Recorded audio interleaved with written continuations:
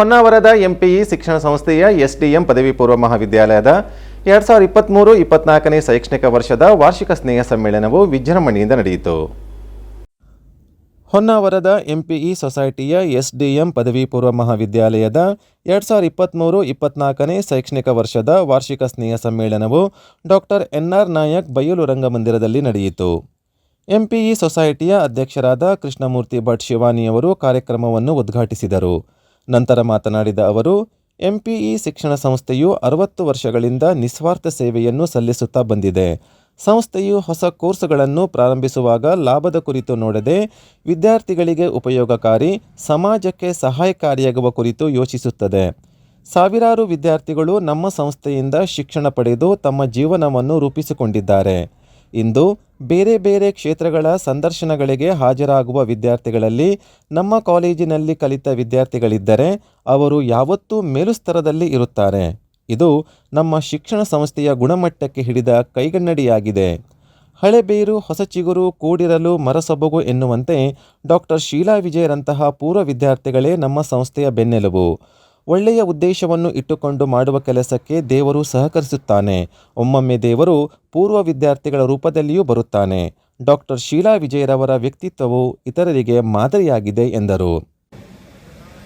ಒಳ್ಳೆಯ ಸ್ಥಾನಮಾನ ಗೌರವಗಳನ್ನು ಅಲಂಕರಿಸಿ ಸಮಾಜದ ವಿವಿಧ ಕ್ಷೇತ್ರಗಳಲ್ಲಿ ಕಾರ್ಯನಿರ್ವಹಿಸುತ್ತಿರುವ ನಮ್ಮೆಲ್ಲ ಪೂರ್ವ ವಿದ್ಯಾರ್ಥಿಗಳೇ ಈ ಸಂಸ್ಥೆಗೆ ಆಶ್ರಯ. ಅದನ್ನು ಆಡಳಿತ ಮಂಡಳಿ ಮನಗಂಡಿದೆ. ಹಾಗಾಗಿ ಅದು ಹೊಸ ಬೇರು ಹಳೆ ಚಿಗುರು. ಹಾಗಾಗಿ ನಾವೇನು ಮಾಡ್ತಾ ಇದ್ದೇವೆ, ಬೇರು ಚಿಗುರಾಗಿ, ಚಿಗುರು ಬೇರಾಗಿ, ಬೇರು ಚಿಗುರಾಗಿ ಇಲ್ಲೇ ನಾವು ಸುತ್ತುವರಿತಾ ಇರ್ತೇವೆ. ಯಾಕೆಂದರೆ 3,000 ವಿದ್ಯಾರ್ಥಿಗಳು ಪ್ರತಿ ವರ್ಷ ಓದುತ್ತಿರುವ ಈ ವಿದ್ಯಾಸಂಸ್ಥೆಗೆ ಈ 3,000 ಜನ ರೊಟೇಟ್ ಆಗ್ತಾ ಇದ್ದರೆ ನಮ್ಮ ಬೇರು ಯಾವಾಗಲೂ. ಕಾರ್ಯಕ್ರಮಕ್ಕೆ ಮುಖ್ಯ ಅತಿಥಿಗಳಾಗಿ ಆಗಮಿಸಿದ್ದ ಶಿವಮೊಗ್ಗದ ಖ್ಯಾತ ದಂತವೈದ್ಯರು ಹಾಗೂ ಎಸ್ಡಿಎಂ ಮಹಾವಿದ್ಯಾಲಯದ ಪೂರ್ವ ವಿದ್ಯಾರ್ಥಿನಿಯಾದ ಡಾಕ್ಟರ್ ಶೀಲಾ ವಿಜಯರವರು ಮಾತನಾಡಿ, ಗುರುಕುಲ ಶಿಕ್ಷಣ ಪದ್ಧತಿಯಲ್ಲಿ ಸಂಸ್ಕಾರಕ್ಕೆ ಹೆಚ್ಚಿನ ಮಹತ್ವ ನೀಡಲಾಗುತ್ತಿತ್ತು. ಇಂದಿನ ದಿನದ ಶಿಕ್ಷಣ ಪದ್ಧತಿಯಲ್ಲಿ ಸಂಸ್ಕಾರದ ಕೊರತೆ ಇದ್ದರೂ ಸಹ ಎಸ್ಡಿಎಂ ಕಾಲೇಜಿನಲ್ಲಿ ಸಂಸ್ಕಾರಕ್ಕೆ ಮೊದಲ ಆದ್ಯತೆ ನೀಡಲಾಗುತ್ತಿದೆ ಹಾಗೂ ಎಲ್ಲ ವಿದ್ಯಾರ್ಥಿಗಳು ಮೌಲ್ಯಾಧಾರಿತ ಶಿಕ್ಷಣವನ್ನು ಪಡೆದುಕೊಳ್ಳುತ್ತಿದ್ದಾರೆ. ಕಾರಣ ಇಲ್ಲಿ ವಿದ್ಯಾರ್ಥಿಯ ಸರ್ವತೋಮುಖ ಬೆಳವಣಿಗೆಗೆ ಪೂರಕವಾಗಿರುವ ನಿರಂತರ ಶಿಕ್ಷಣ ವ್ಯವಸ್ಥೆ ಇದೆ.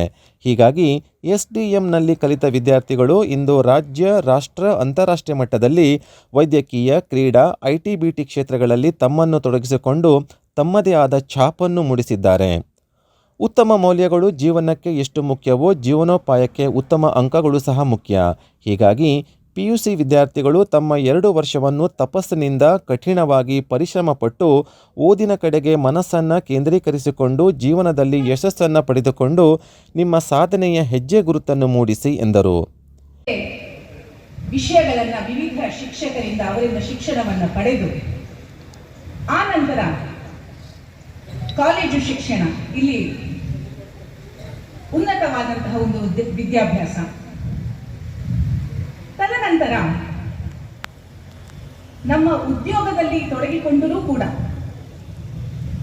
ಈ ಕಲಿಕೆ, ಶಿಕ್ಷಣ ಅನ್ನುವುದು ಇದಕ್ಕೊಂದು ಕೊನೆಯೇ ಇಲ್ಲ. ಹಾಗಾಗಿ ಎಜುಕೇಶನ್ ಈಸ್ ಫ್ರಮ್ ಬೂಮ್ ಟು ಟೂಮ್. ನಾವು ತಾಯಿಯ ಗರ್ಭದಲ್ಲಿದ್ದಾಗಿನಿಂದ ಹಿಡಿದು ಭೂಗರ್ಭವನ್ನು ಸೇರುವವರೆಗೂ ಈ ಕಲಿಕೆ ಅನ್ನುವುದು ನಿರಂತರ.